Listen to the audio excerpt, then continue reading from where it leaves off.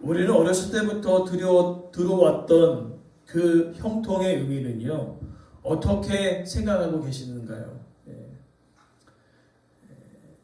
뭐든지 형통하다는 그 의미는 한 가지로 우리는 고정하면서 생각하기에 우리의 삶 속에 괴리가 느껴질 때가 너무나 많다는 겁니다.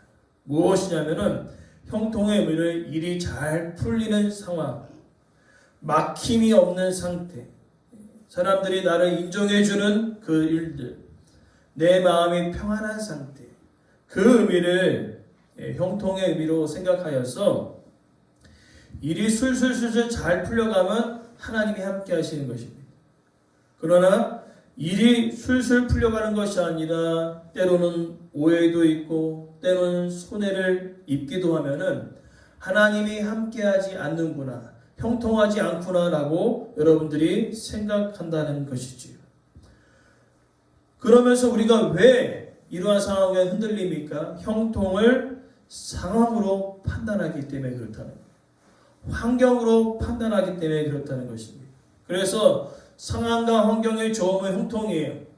그러나 상황과 형통이 좋지 않은 뭐예요? 불통이라는 것입니다. 그래서 성경은요, 그 어디에도 이 형통의 의미를 뭐 잘 먹고 잘 살고 많은 것을 누린다라는 그것으로 형통의 의미를 의미하지 않는다는 것입니다. 그러나 우리가 어렸을 때부터 들어온 형통은 뭐예요? 예수를 믿으면 다 잘 됩니다. 예수를 믿으면 망하지도 않습니다. 예수를 믿으면 아프지도 않아요. 그렇게 됐으면요, 교회가 차고 넘칩니다. 교회로 다 몰릴 거예요.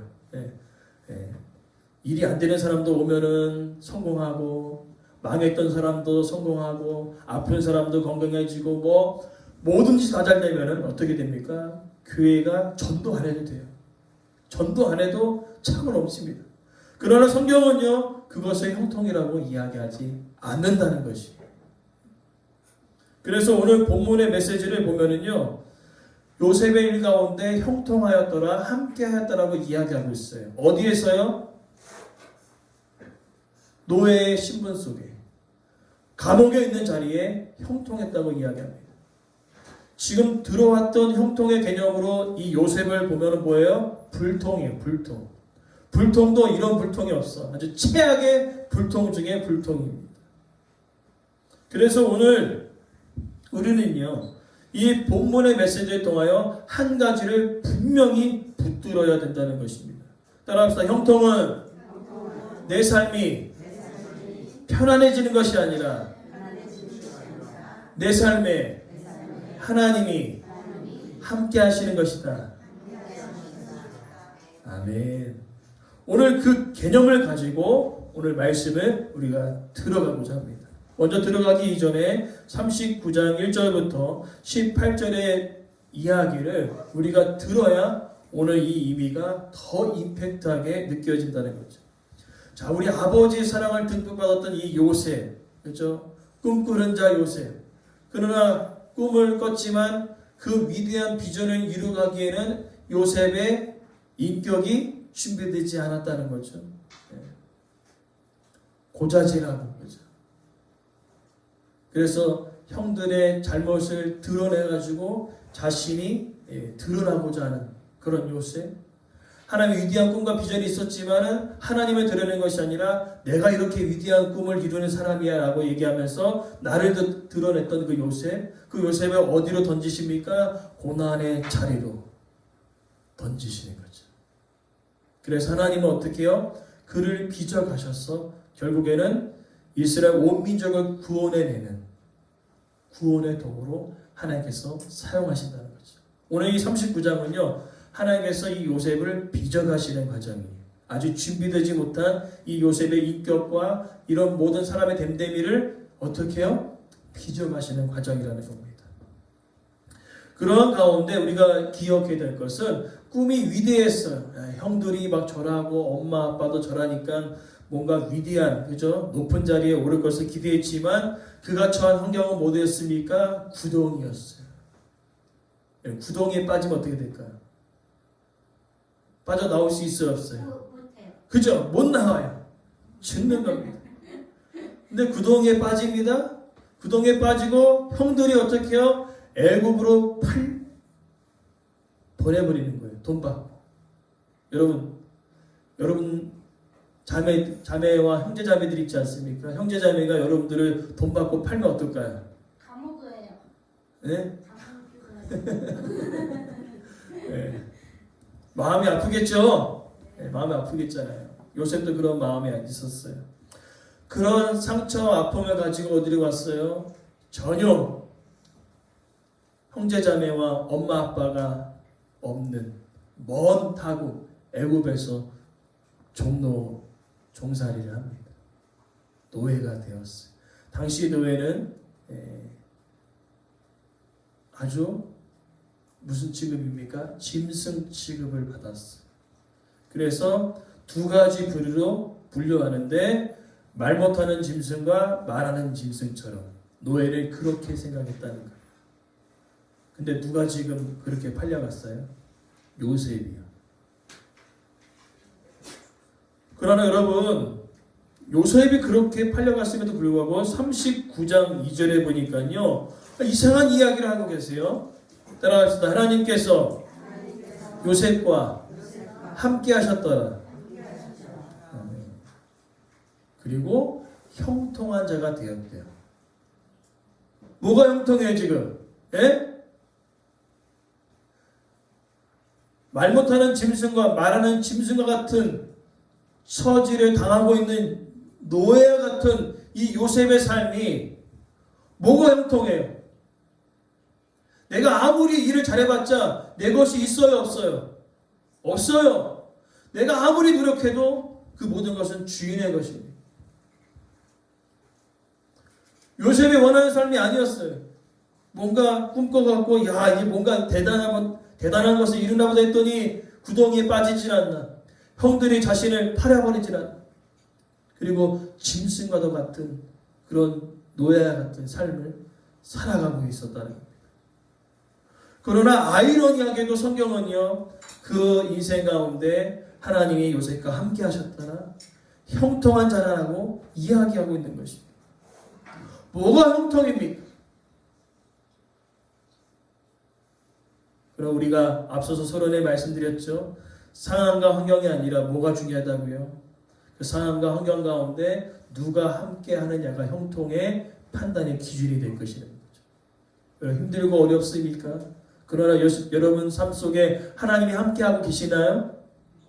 그러면 그것이 형통인 줄 믿습니다. 오늘 요셉의 삶이 그랬다는 거죠. 뭔가 아무리 잘해봤자 기껏해야 가정총무 됐지만 가정총무도 뭐예요? 노예예요. 노예라는 것입니다. 노예의 신분은 벗어나지 않습니다. 단순히 가정을 관리했지만 그것은 그냥 종들을 같이 관리하는 노예예요. 똑같은 노예. 신분의 변화는 여전히 없습니다. 자, 그러한 상황 가운데 그래도 가정 종들을 다스리니까 좀 그나마 좀 낫죠? 네, 좀 나아요. 삶이 좀 남습니다. 왜? 가정 총무로서. 그래도 완전 밑바닥 있다보다는 종들을 관리하는 그런 위치에 있으니까 좀 삶이 편안해졌어요? 안 편해졌어요? 편안해졌어요. 그래서 이제 하나님께서 뭔가 열어가시나 보다 라고 생각할 수도 있겠죠. 요셉의 삶 가운데. 그러나 이 편안한 삶이 오래가지 않습니다. 요셉이 너무 잘생겼나 봐요. 그래서 이제 여주인이 유혹합니다. 나와 함께 하자. 그러나 요셉은 그 유혹을 뿌리칩니다. 그러니까 유혹의 현장을 떠나버려요. 그러나 여인의 사랑은요, 무섭습니다. 나의 사랑을 받아들지 않으니까 어떻게 해요? 이제 요셉을 죽이려고 합니다. 여기 보니까 비중이 여자분들이 더 많이 계시네요. 무섭네요. 아무튼 여인이 사랑을 받아주지 않으니까 이제 어떻게 해요? 돌연간 요셉을 누명씌워서 죽이려고 하는 것이죠. 억울해요? 안 억울해요? 요셉이 억울하지 않습니까? 억울한 일을 당했습니다. 이제 오늘 본문의 19절 내용이 바로 그런 것이에요. 아니 보디발이 요셉을 너무나 귀하게 여겨 가정 충무를 여겼다는 것은 그를 신뢰한다는 의미거든요. 그렇다면 자초지종을 좀 물어봐야 되지 않겠나요? 그죠? 자초지종 물어봐야 될 거 아니에요. 이게 무슨 어떻게 된 일이야? 요셉아 좀 얘기해봐. 이렇게 변명할 기회도 좀 줘야 되지 않겠습니까? 그럼 오늘 19절 보니까 변명의 기회도 없어요. 그냥 보디발이 노해버려가지고 그냥 감옥에 가둬버립니다. 얼마나 억울해요. 요셉이 한 일은 무엇입니까? 그 가정에서 최선을 다하여 일한 것밖에 없어. 그러나 요셉은요, 완전히 삶이 더 심각하게 흘러가는 것을 볼 수 있습니다. 그러면서 우리가 기억해야 될 것은요, 따라합시다. 형통은 상황이 아니라 하나님의 동행이다. 아멘. 여기 지금 사람의 눈으로 보냐면 요셉의 인생은요 끝났어요. 네, 감옥에 갇혔다는 것은 끝난 겁니다. 죄수를 가두는 감옥이었기 때문에 끝나는 거예요, 인생이. 그러나 하나님의 눈은요 그 감옥으로 간 요셉과 함께 하셨다는 거죠. 이게 중요한 거예요. 여러분 상황과 환경들이 너무나 힘들고 어려울지라도 그 상황과 환경 가운데 하나님이 함께 가고 계시다면, 하나님께서 우리의 삶 가운데 동행하고 계시다면 그것이 형통의 복임을 우리는 깨달아야 될 줄 믿습니다. 그러기에 형통의 핵심은 뭐예요? 감옥이 없어지는 것은 아닙니다. 그러나 감옥의 상황 속에 그 감옥의 상황이 요셉을 삼켜버리지 않도록 하나님께서 그의 인생을 붙들어 주시는 것이에요. 좀 더 쉽게 설명해 볼까요? 제가 서울에서 살겠을 때 한 술 먹은 남자분이 들어오시는 거죠. 막 난리를 치는 겁니다. 난리를 치는 겁니다. 그래가지고 어떡합니까? 이분 그래도 교회 오셨는데 뭔가 이런 답답한 마음이 있지 않았을까 해서 제가 더 힘을 줘가지고 그분을 안아드렸어요. 막 날아왔는데 제가 더 힘있게 그냥 그분을 안아드렸어요. 힘있게 안아드렸어요. 그래서 이렇게 얘기했어요. 얼마나 힘드셨냐고. 얼마나 힘드셨냐고. 그랬더니 이제 자신의 이야기를 하는 거예요. 사업이 잘 되다가 또 안 되고 또 가정의 문제도 있고 하면서 이 술 먹은 분들의 특징이 있죠. 뭐예요? 말을 그렇게 잘해요.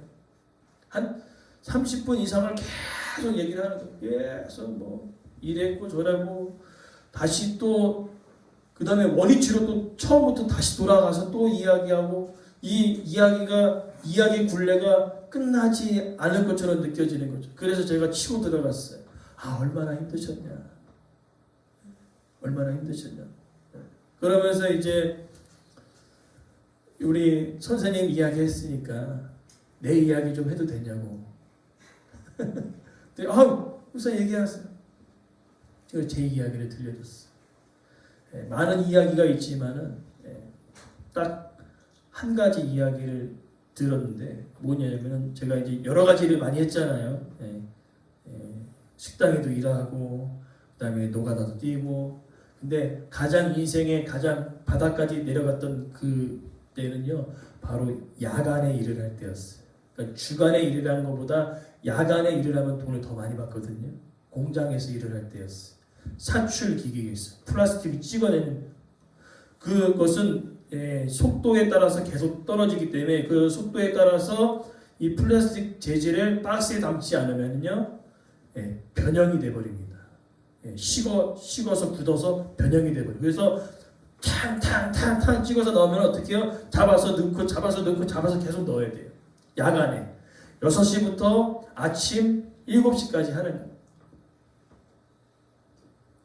그러니까 이게 지금 잠을 자야 되는 상황 가운데 일을 해야 되니까 정신이 없죠. 그 다음에 야간에는 한국 사람도 없어요. 다 중국 사람, 베트남 애들이에요. 말도 안 통해. 그냥 걔네들이 하는 말은 이거예요. 뭔가 고장 나면 이거예요. 오빠 망가졌어요. 알았어.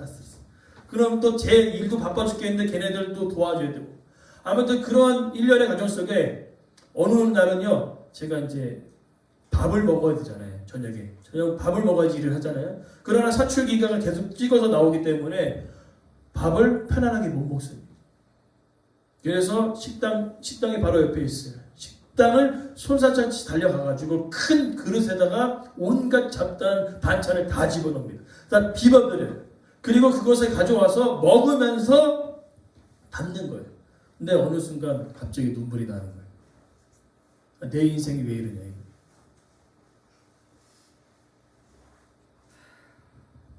내 인생이 왜 이렇게 되냐. 남들은 다 주간에 편안하게 일을 하는데 난 야간에 일을 하면서 밥조차도 제대로 못 먹는 내 인생이 너무나 한심한 거예요. 그래서 그 공장 속에서 눈물이 막 쏟아져요. 하나님, 내 인생이 왜 그래요? 남들은 이렇게 편안하게 대학도 가고 그런데 나는 야간에 일을 하고 주간에 일을 하고 야간에 공부하고 또 심지어는 방학 때는 노가다를 떼어서 내 학비를 벌어서 가야 되고 또 동생도 힘드니까 동생 학비도 보태줘야 되고 참 하나님 인생 참 그지 같네요. 눈물이 막 쏟아지네요. 근데 그 옆에 있었던 그 선생님 분이 막 우시는 거예요. 아유, 목사님도 저보다 더 힘들게 살아가셨네요. 그러면서 제가 말씀을 드렸어요. 선생님, 그러나 선생님 그 삶을 놓치지 마십시오. 그분이 교회를 다니셨더라고요. 근데 저처럼 어렸을 때 드렸던 것처럼 형통을 잘못 알았어요.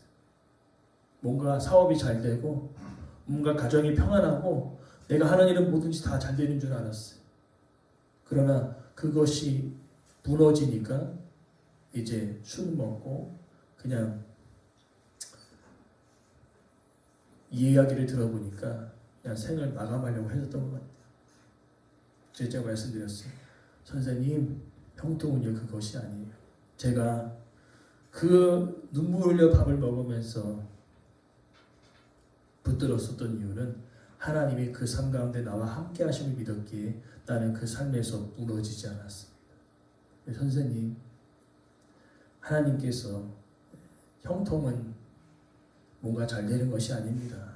형통은요, 지금 선생님이 나를 만난 것이 하나님의 은혜입니다. 하나님이 함께 하시기에 우리를 만나게 하셨던 거죠. 선생님 삶보다 제가 더 힘들었다고 말씀하셨잖아요. 맞아요. 그러나 왜 무너지지 않았습니까? 그 순간에 하나님이 함께 하셨기 때문에 그렇습니다.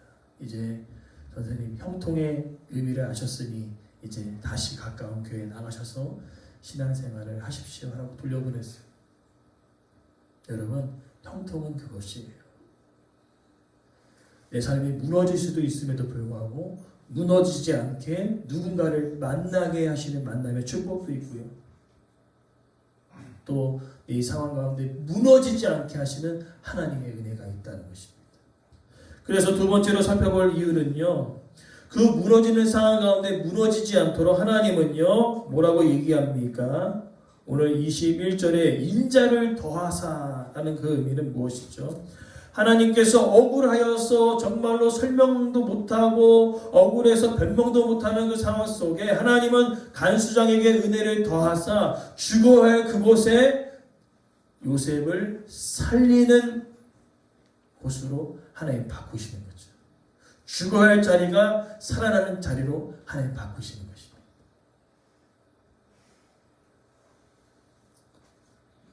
그래서 오늘 이 제수의 신분이었지만 간수장에게 은혜를 더해서 모든 일 처리를 다 할 수 있는 그 은혜를 요셉에게 더하시는 거죠. 간수장의 마음을 움직이셨던 분이 누굴까요? 바로 하나님이지 않습니까? 여러분 사람이 나를 안 믿어줘서 너무나 답답하십니까? 내가 해명해도 더 오해 속에 관계가 멀어집니까? 여러분 내가 해결하려고 하니까 안 되는 거죠. 그 문제를 가지고 하나님께 나아가 기도할 수 있는 그 은혜가 우리 가운데 있기를 간절히 소망합니다. 우리가 살펴봤잖아요. 에서가 20년 동안 막 칼갈고 와라 우리 야곱 와라 끝장내버린다 했던 그 에서의 마음을 돌리셔서 오히려 거꾸로 에서가 먼저 다가가서 야곱을 안아주면서 눈물 흘렸던 그 모습. 하나님은 사람의 마음을 움직이십니다. 하나님은 사람의 마음을 바꾸십니다. 그러면서 우리가 기억해야 할 것은 22절부터 23절에 보니까요. 형통의 의미는 작은 자리에서 내가 해야 할 일을 최선을 다하여 감당하는 것입니다. 요셉은요. 내가 재수가 되어서 인생 끝났다 종쳤다 하지 않았습니다. 자기가 해야 할 일들을 최선을 다하여 감당한 것을 볼 수 있어요. 그러면서 우리가 또 이렇게 이야기하죠. 무엇입니까? 요셉과 함께 하셨더라. 범사에 형통하게 하셨더라 라고 이야기하고 있습니다. 무엇입니까? 하나님은요. 그 억울함이 요셉의 인생을 잡아먹지 못하도록 이끌어 주셨습니다. 감정이 무너지는 날에도 하나님은 그 요셉과 함께하여 주셔서 무너지지 않도록 그 인생을 붙들어 주셨다는 것입니다. 그러니까 무엇이 형통이에요? 뭔가 큰 사건과 뭔가 대단한 것을 의미하는 것이 아니라 오늘 하루 내가 버틸 수 있는 그 힘을 주시고 오늘 하루 억울한 가운데 힘든 가운데 그 상황에 함몰되지 않도록 하나님께서 내 삶을 붙들어 주시는 그 은혜가 바로 형통의 의미라는 것입니다.